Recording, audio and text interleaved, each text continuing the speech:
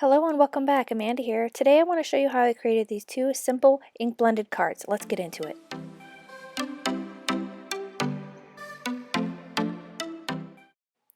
To get started with my card, I took some Distress Oxide inks. I've got Seedless Preserves, Picked Raspberry, and Spun Sugar.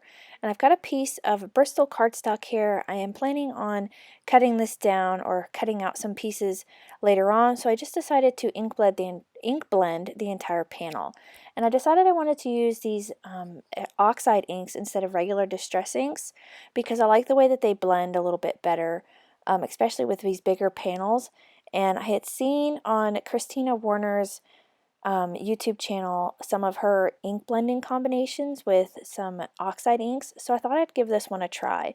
I really like this color combination. The Seedless Preserves is really pretty, and whenever you mix it with these two other colors, it just makes a really nice kind of subtle purpley pink color, and I like it a lot. So I just went through and ink blended this entire panel. Again, I'm using Bristol Smooth cardstock.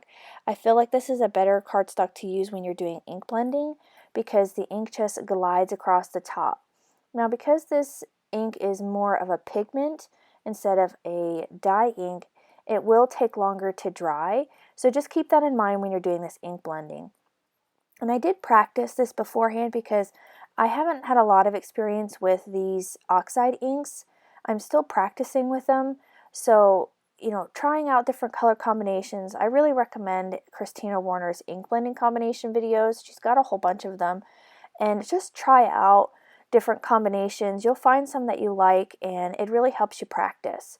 Now that I had all the ink blending done, I hit it with my heat gun just to speed along the drying because I have no patience whatsoever, and I was really excited to create these cards. Once my panel was all dry, I tested it out with some embossing powder because I plan on doing some embossing. Once I got all that cleaned off, I took out my Misty stamp positioner.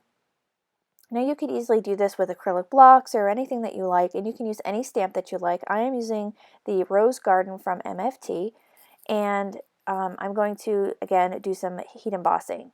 I wanted to arrange this big Rose Garden stamp so that I could cut out some nice rectangular shapes to go on my cards.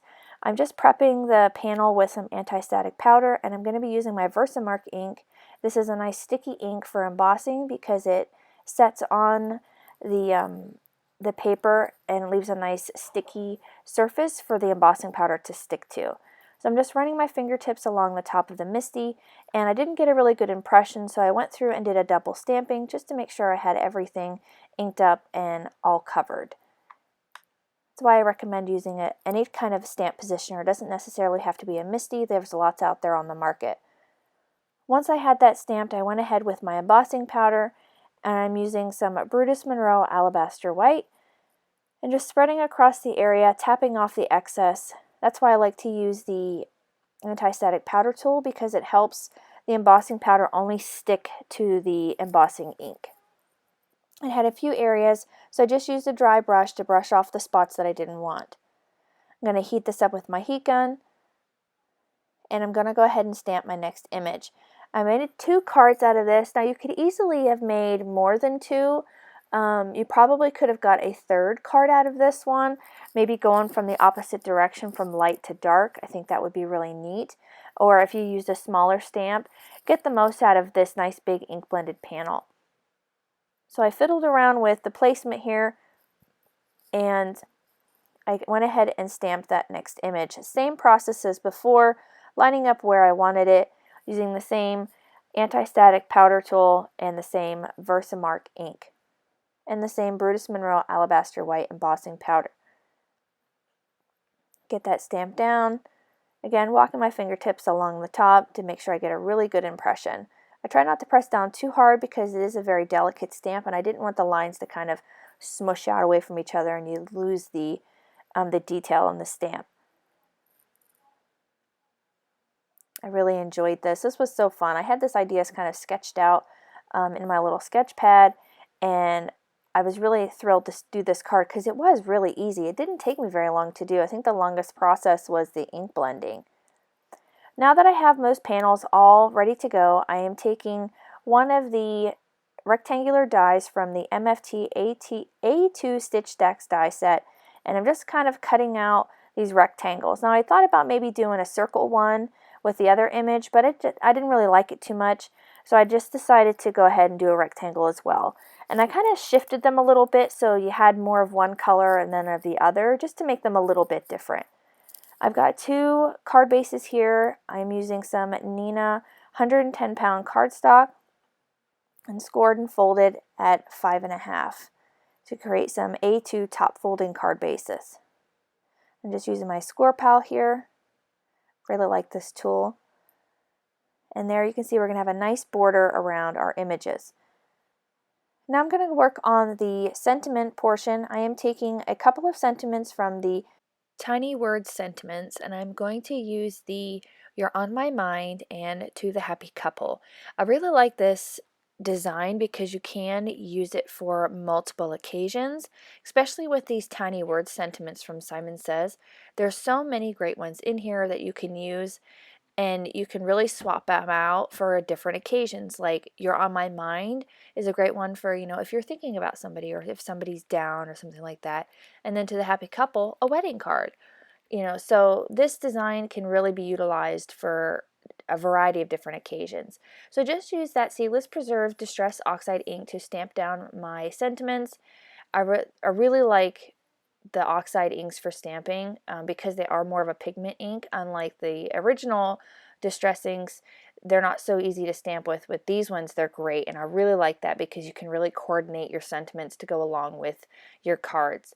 And I'm just taking some banner dies from MFT to cut out my little sentiments here.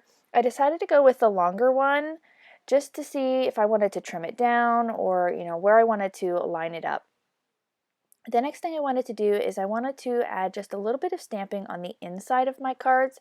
I typically either add a sentiment or something along those lines, but with these cards, because the greeting's on the front and it's already kind of obvious what the occasion might be for, it gives you lots of options on the inside where you can write a nice greeting to the recipient. So I just took the single rose from that same Rose Garden stamp set and I stamped it down using some of the Spun Sugar Oxide inks. And this is a really nice pale ink that I think just adds just enough detail to the inside of the card that it's not going to be overwhelming and somebody could easily write right over top of it. Doing the same thing on both cards. And then I just hit it with my heat gun just a little bit to make sure it was nice and dry so it didn't have any ink transfer on the other side of the card base. So I turned those back around the right way, took my 2 panels, and I'm going to use some 3M foam tape to attach these panels to the card bases. And I'm just using some regular 3M foam tape. You could easily just glue these flat to the card without any dimension, but because this is a fairly one-layer card, I wanted to add just a little bit of dimension to give it some interest. If you were going to do this maybe as do several cards in the same style and just swap out the sentiments, you could easily skip this step and just do the one layer. I think it would make the kind of assembly line style go a little bit faster. Once I had those all covered with the foam tape, I peeled off the protective backing and aligned them nice and centered on my cards. I really love the way this looks on the white base. Really makes that embossing pop. You could do gold too. I think that would look really nice because then you could maybe do like a gold frame. I think that would be a really cool idea. Like I said, this could be, you could swap out the stamp, you could swap out the colors. This design is really versatile. You could use this with lots of different things. I think I might save this kind of ink blended background for maybe a holiday card. I think that'd be pretty cool.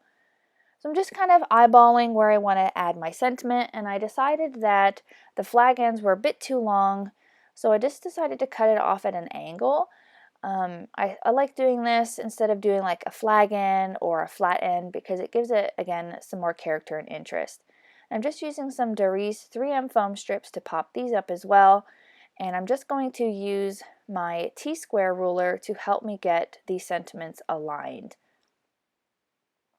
Because there's not a whole lot going on, really with the card, other than that stamp in the background, I wanted to make sure that these sentiments were really, really straight.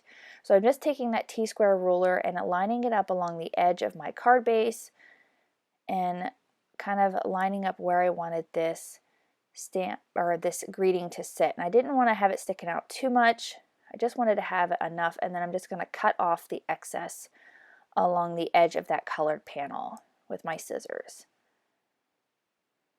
I really like this. It turned out great. Super thrilled with that. I'm going to do the same thing with the other card as well. Use my T-square ruler, line it up.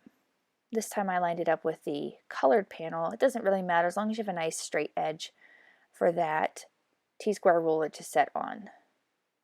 And I ended up getting my tape stuck to it. And I cut this one a little bit crooked. I must have had my scissors angled a little bit, but I just went with it. And I really like how the gradient colors are a little bit different on each of these cards. And I'm just taking some Nouveau Morning Dew crystal drops just to add a little bit of something.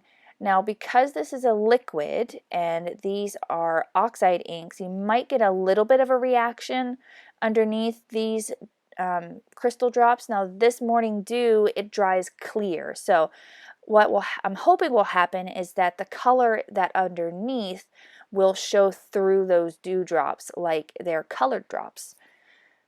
And then I'm going to add a little bit of glitter or shimmer to the sentiment banner, and I didn't think about it. This is a liquid as well, and I used Oxide inks. So if you're going to do something like that and you want to add some glitter, maybe do it beforehand or just skip this step altogether. It didn't smear it too bad. I mean, you can notice it a little bit, but it wasn't enough to make me want to redo anything. And that's it for these cards for today. I hope you enjoyed this video. I had a lot of fun making them. I'll see you guys again real soon. Bye! On screen I have 2 videos I think that you'll enjoy. Please consider hitting the subscribe button so you don't miss out on any more videos here at my YouTube channel.